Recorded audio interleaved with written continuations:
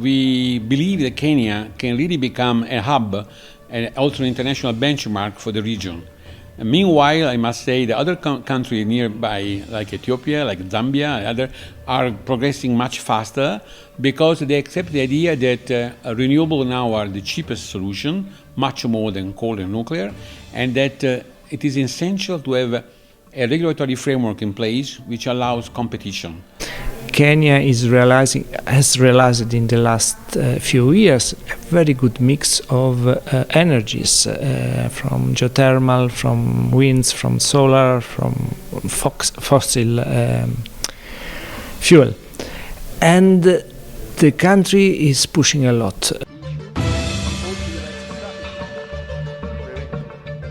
Res4Africa, with the support of the Africa-EU Energy Partnership and other partners, organized the regional conference to enable dialogue on the latest insights for the deployment of renewable energy solutions in Eastern African countries.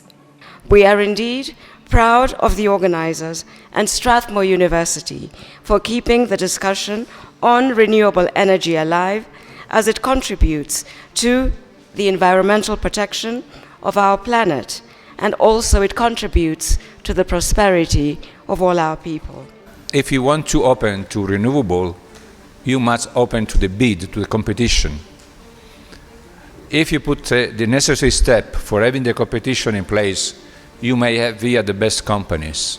An additional challenge in East Africa, as elsewhere in Africa, is that electrification needs to keep up with the huge population growth. We believe that this country has excellent resources, excellent potential. However, there must be proper conditions put in place for private investors like us to come here, develop projects, fund them, finance them, and bring them to operations.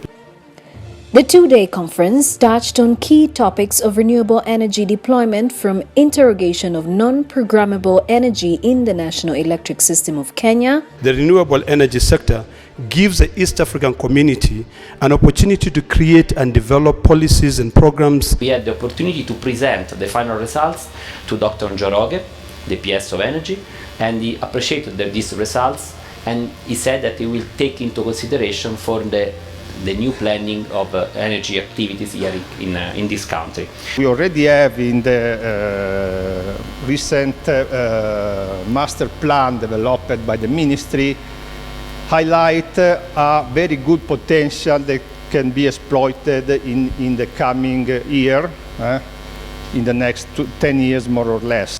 To capacity building to accelerate economic development and best practices for successful auction programs through connecting public sector and investors in emerging renewable energy markets.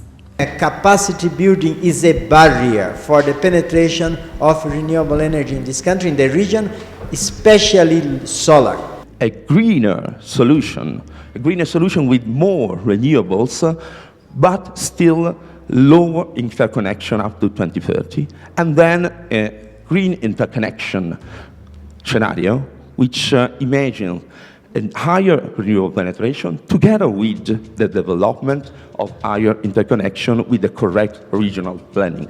Was to be able to get Day 2 of the conference built on construction models for renewable plants in Africa as a flywheel for sustainable development, streamlining of ODA funding for renewables, as well as development of African startups and innovation.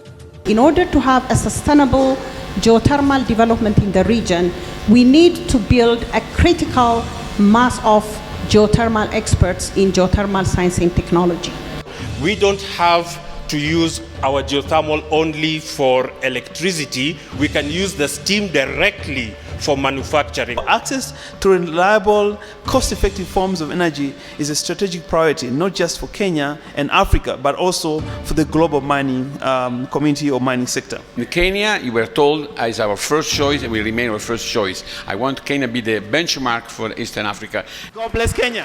The Res Expo side event on innovation climaxed the conference with pitches and an award ceremony of the competition's winning startup. And we'd love to finance some of Solar Free's and the Solar Creed systems. I mean, this is exactly the kind of system which needs finance, which big banks will not fund because they're too small and piecemeal.